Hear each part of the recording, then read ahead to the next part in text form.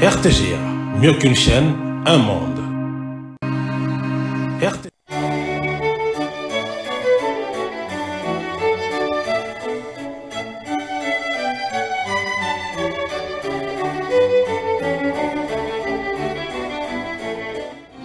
Ce journal vous est offert par Tango Protection.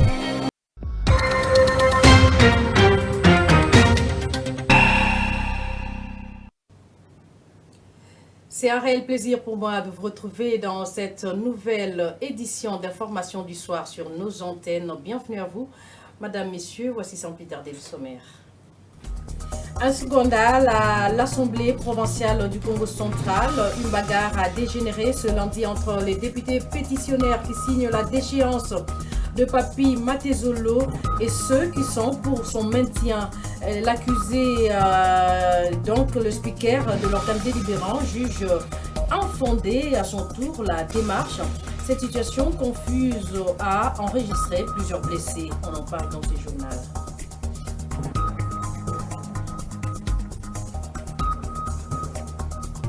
L'université de Mbujimaï s'est revêtie d'une nouvelle robe après 3 ans d'intenses travaux de réhabilitation. Le chef de l'État congolais Félix Tshisekedi a sur place inauguré cette bâtisse requinquée et sous le signe de la renaissance de cette ville d'après le recteur de cet alma mater.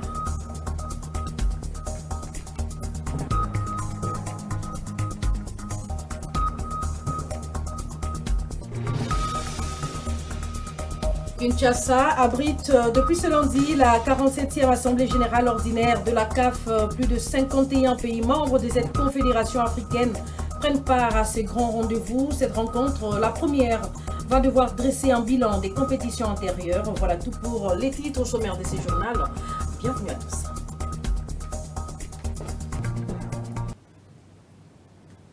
Merci de rester branchés sur vos écrans. Le journal part du Congo central pour ce scandale qui a éclaté aux élus du peuple, donc aux élus provinciaux. La plénière de ce lundi 6 octobre consacrée à l'installation du bureau d'âge à l'Assemblée provinciale du Congo central a dégénéré en bagarre entre les députés pétitionnaires et ceux favorables à Papi Matezolo. Accusé de mauvaise gestion, le speaker de l'organe délibérant du Congo central a rejeté cette pétition qu'il estime entachée d'irrégularité. L'on note plusieurs blessés lors de cette bagarre. Reportage signé Jacques Moulouba.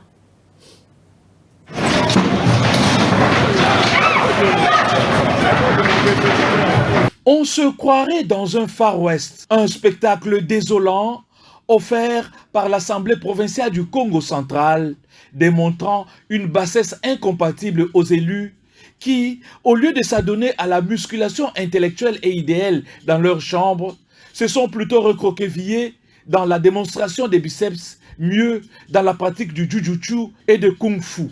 Des députés provinciaux blessés à la tête, des chaises et des vitres cassées.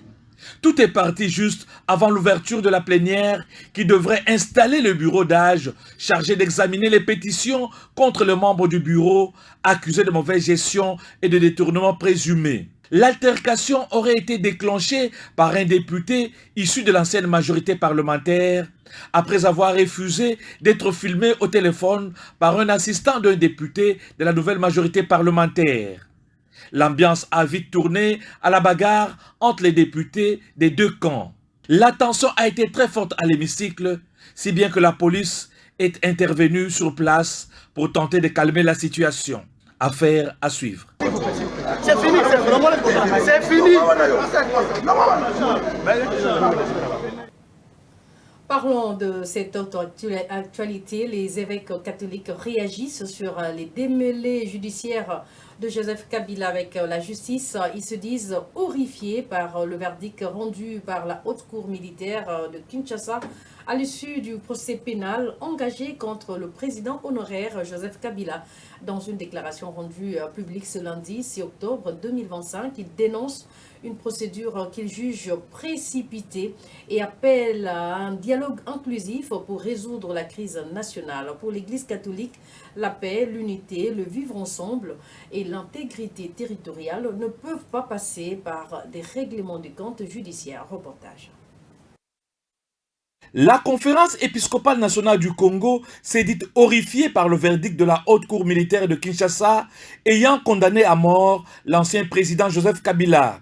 Dans une déclaration rendue publique ce lundi 6 octobre 2025, les évêques catholiques rappellent leur opposition totale à la peine de mort qu'ils considèrent comme contraire à la dignité humaine et à l'enseignement de l'Évangile. Les prélats soulignent que la levée du moratoire de la peine capitale décidée par le ministère de la Justice en mars 2024 va à l'encontre des engagements en faveur de la défense de la vie et de la paix nationale.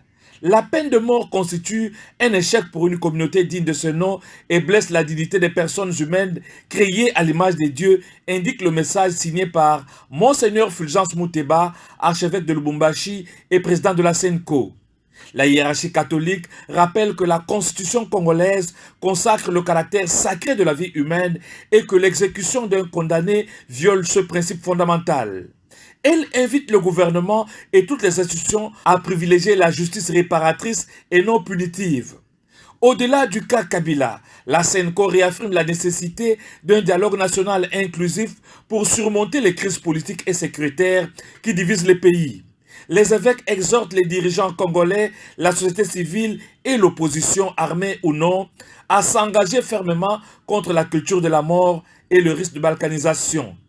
Dans un contexte marqué par la guerre à l'est de la RDC, la SENCO appelle les acteurs politiques à rejeter l'illusion qu'une paix juste peut être obtenue par la force des armes et à renouer avec les accords de paix existants.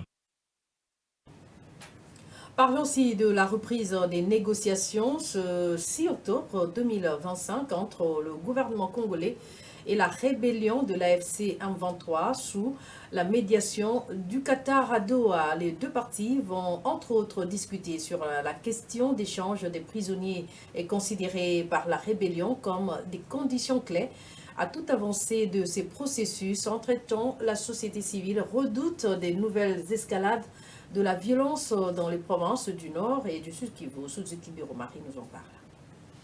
Et c'est sous la médiation du Qatar, selon plusieurs sources, que les deux délégations devraient tenter de lever certains points de blocage, notamment la question de l'échange des prisonniers considérée par la rébellion comme l'une des conditions clés à toute avancée de discussion. Cependant, la tension demeure vive au nord et au sud Kivu, où les deux camps continuent de se renforcer. Les délégations du gouvernement et de l'AFC M23 sont attendues pour une nouvelle phase de discussion sur la médiation qatari. Selon les informations recueillies par Radio Okapi, les pourparlers porteront sur l'échange des prisonniers, l'un des points majeurs du blocage du processus.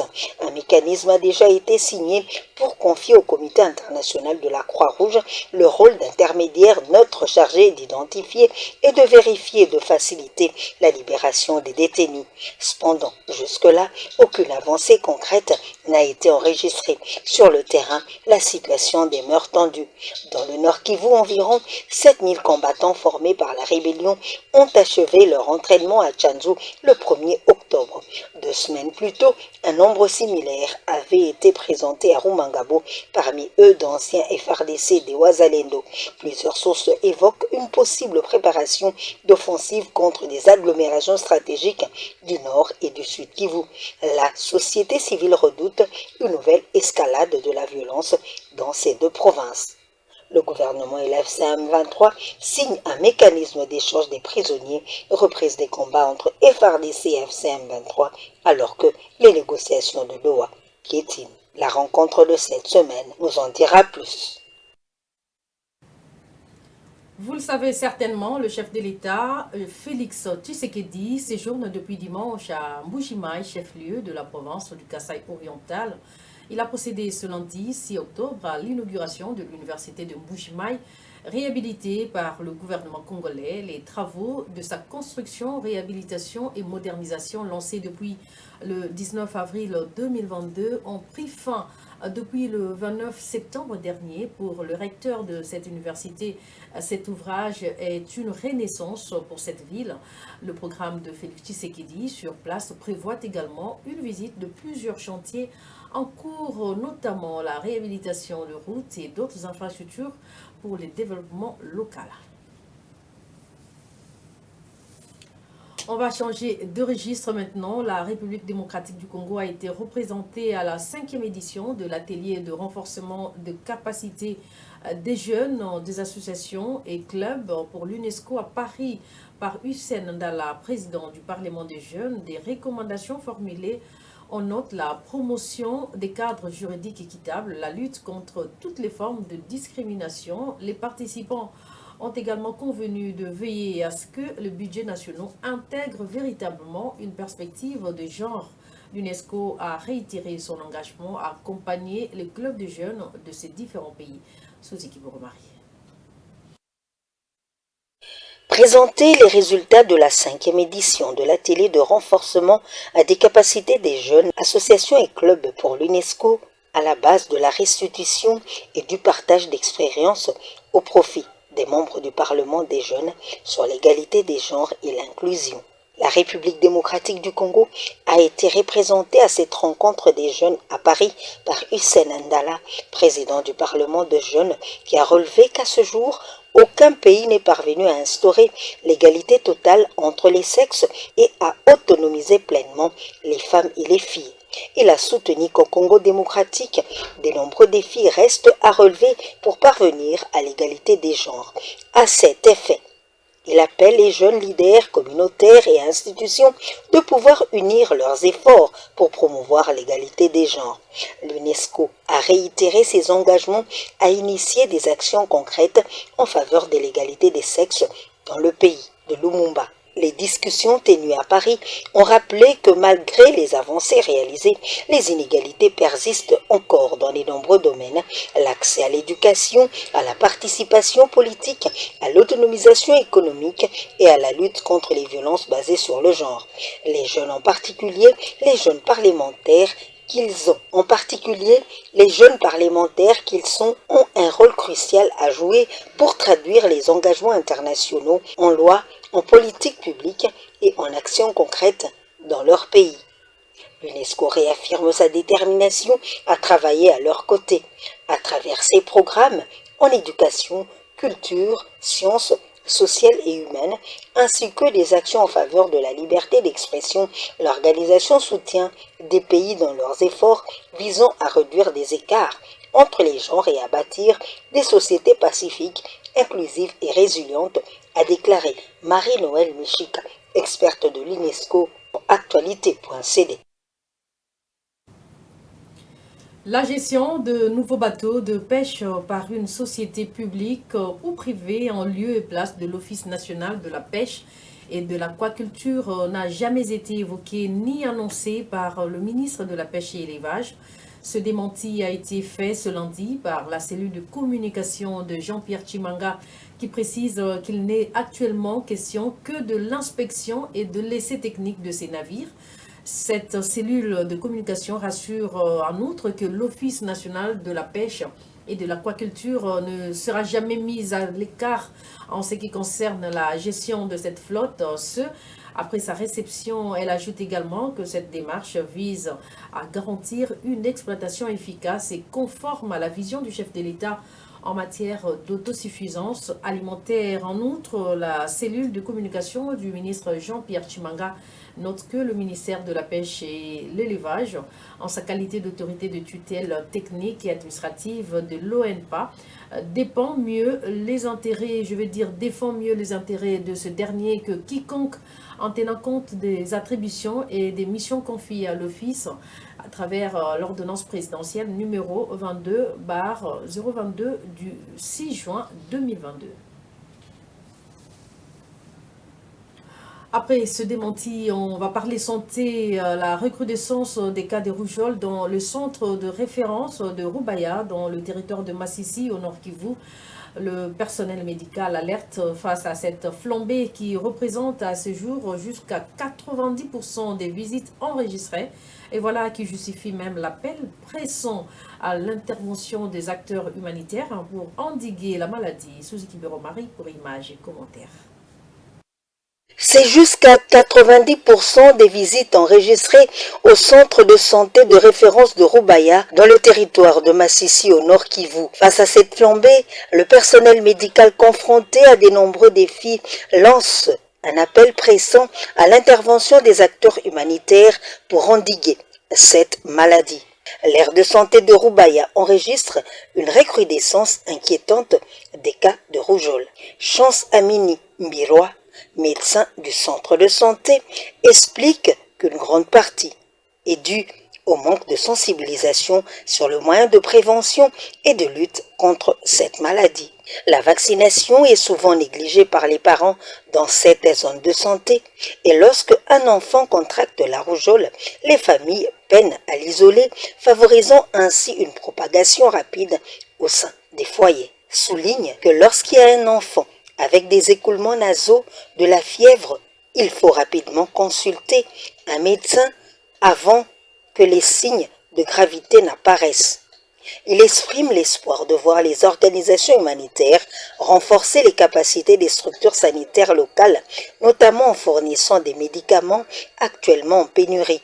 Le médecin insiste aussi sur l'importance des campagnes de sensibilisation communautaire pour promouvoir la vaccination qu'elle considère comme un levier essentiel dans la lutte contre la rougeole dans la région. On peut également noter que pour Médecins sans frontières, plus de 530 000 enfants âgés de 2 à 59 mois ont été vaccinés depuis le début de cette année contre l'épidémie de la rougeole dans la région du Grand Katanga. Cette organisation internationale a pris en charge près de 10 000 patients atteints de rougeole et soigné plus de 9 000 patients atteints de choléra à Lubumbashi. Les équipes de Médecins sans frontières ont relevé plusieurs défis lors de ces différentes interventions afin d'arriver à ces résultats.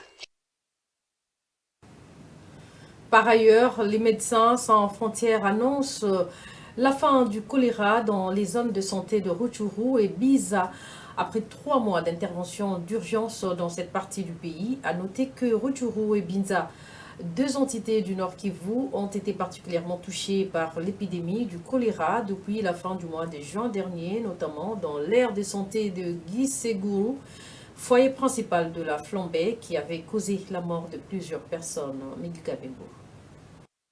Au total, plus de 1000 patients ont été pris en charge, 619 au CTC de Kisenguru, 344 au CTC de Mapendo et 129 à l'UTC de Kinyandoni. Parallèlement, 5310 personnes ont bénéficié des soins de réhydratation rapide sur les 3 sites grâce à l'intervention de Médecins sans frontières qui a mis fin à la maladie de choléra après 3 mois d'intervention d'urgence dans les zones de santé de Rutshuru et Binza. L'organisation humanitaire passe désormais le relais au ministère de la Santé après une amélioration de la situation épidémiologique dans ces zones. L'action de MSF ne s'est pas limitée aux soins. Un vaste programme de sensibilisation communautaire a permis de mener 1230 séances d'information touchant 22 479 personnes, dont 55% de femmes, afin de casser la chaîne de transmission du choléra. Le docteur Bernard Kakule Kamwira, médecin-chef de la zone, avait alerté sur cette recrudescence depuis le mois de juillet dernier. Selon lui, la majorité de personnes infectées sont des agriculteurs originaires d'une entité appelée Katanga, située au cœur du parc national des Virunga. Les analyses effectuées ont révélé que la consommation d'eau insalubre, notamment celle de la rivière Rutshuru, était la principale source de contamination dans cette zone où l'accès à l'eau potable reste extrêmement limité. À noter que le choléra demeure un problème de santé majeur en République démocratique du Congo. D'après les chiffres officiels arrêtés au 29 juin dernier, le pays a déjà enregistré 33 864 cas de choléra, entraînant 757 décès. L'épidémie a touché 135 zones de santé réparties dans 14 de 26 provinces. Face à cette situation, les autorités sanitaires appellent à une mobilisation générale. Toutefois, la lutte contre le choléra en République démocratique du Congo continue de se heurter à de grands défis, notamment le manque de ressources pour une réponse efficace, durable et coordonnée. L'actualité dans le monde du sport pour terminer. Kinshasa accueille ce lundi 6 octobre 2025 la 47e Assemblée Générale Ordinaire de la CAF, Plus de 51 pays membres de la CAF étaient à l'espace Kemecha à Gombe pour faire le bilan de toutes les compétitions de la saison dernière. Le président de la CAF, Patrice Motsepe, dans son mot d'ouverture, a remercié le chef de l'État, Félix-Antoine Tshisekedi, le ministre des Sports et Loisirs, ainsi que la FECOFA pour la collaboration et la tenue de cette première assemblée. Suivi à cet effet le secrétaire général, Véron Mosengo Omba. Mais simplement, monsieur, quand on reçoit à la CAF des centaines de lettres de lecteurs au niveau des ligues provinciales, même au niveau de Kinshasa, qui se plaignent des institutions censées encadrer les élections.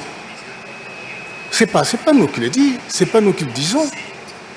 On a des faits.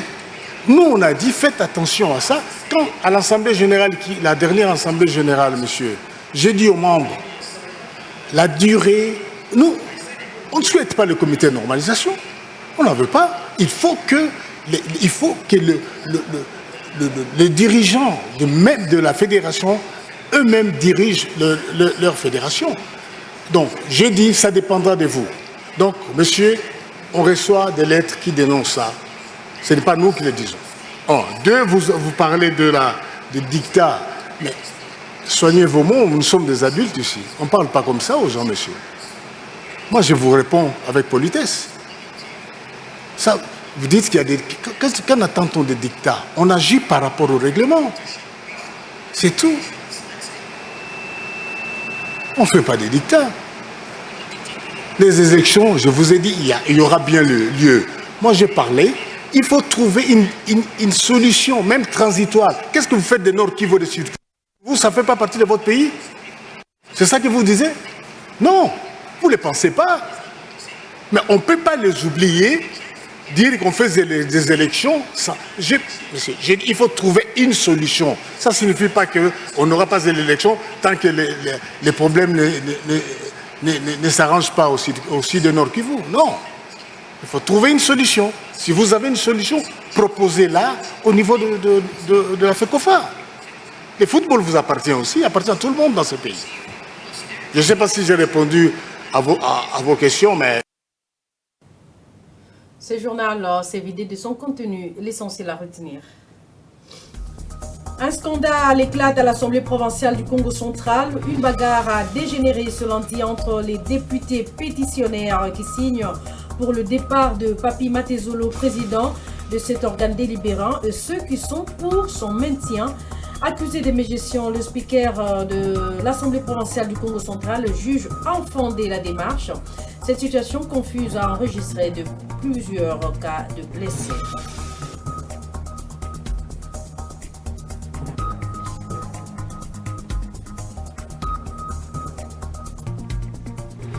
L'université de Mbuji-Mayi s'est revêtue d'une nouvelle robe après 3 ans d'intenses travaux de réhabilitation et modernisation. Le chef de l'État congolais en séjour dans ces chefs-lieux de la province du Kasaï oriental a inauguré cette bâtisse requinquée et vue sous le signe de la renaissance de cette ville, d'après le recteur de cette alma mater.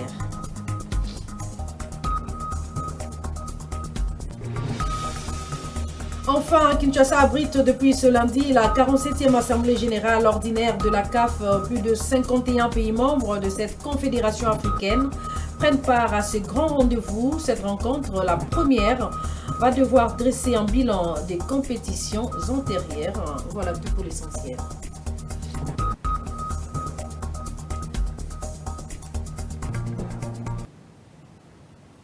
Vous nous avez suivis certainement de partout ailleurs et particulièrement à Mbuji-Mayi. Merci pour l'attention accordée à cette grande édition d'information. Très bonne suite de programme sur nos antennes et à très vite.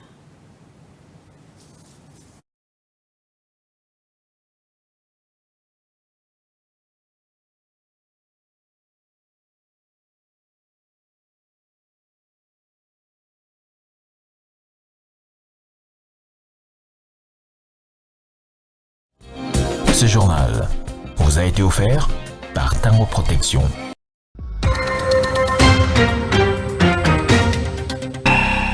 Mieux qu'une chaîne, un monde.